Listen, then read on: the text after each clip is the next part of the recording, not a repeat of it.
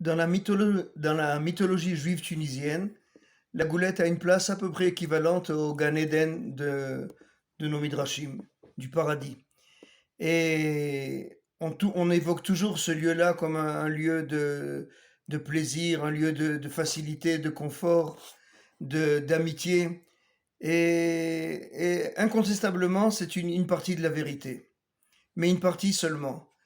Et dans notre atelier de ce dimanche 27 décembre à 11 heures, notre atelier Zoom avec les studios Calita, nous ne voulons pas réécrire l'histoire, Dieu préserve. Au contraire, nous voulons l'embellir, nous voulons la préciser, nous voulons descendre dans une résolution plus petite, plus précise. Et c'est pour ça que nous avons tellement besoin de vos témoignages, de vos histoires, de vos anecdotes, pour découvrir, je voudrais pas dire la vraie goulette, mais d'autres aspects de la goulette qui sont moins connus. Et peut-être évoquer des périodes plus difficiles, des périodes de crise, des périodes de guerre, et parler un peu d'une manière générale de l'histoire de cette ville-là, qui a laissé une empreinte tellement forte dans notre souvenir collectif. À commencer peut-être par le nom. C'est un nom un peu bizarre, la Goulette. Ça sonne pas arabe, ça sonne pas moyen-oriental, et ça sonne pas Afrique du Nord non plus.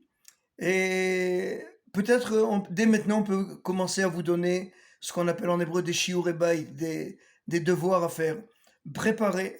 Cherchez un peu à travers vos souvenirs, à travers votre musée national, votre musée familial, vos albums photos, et essayez de nous raconter votre goulette. Essayez de nous raconter votre vécu familial. Et grâce à notre atelier Zoom, alors nous pourrons compléter cette image de la goulette que nous avons et recevoir une image historique beaucoup plus précise. Je vous donne rendez-vous, si Dieu veut, dimanche 27 décembre à 11 heures à notre atelier Zoom, et vous aurez sur notre site Un jour une histoire bête à vie le lien pour rentrer, pour vous mettre en contact avec cet atelier Zoom pour très bientôt. Bonne journée à tous.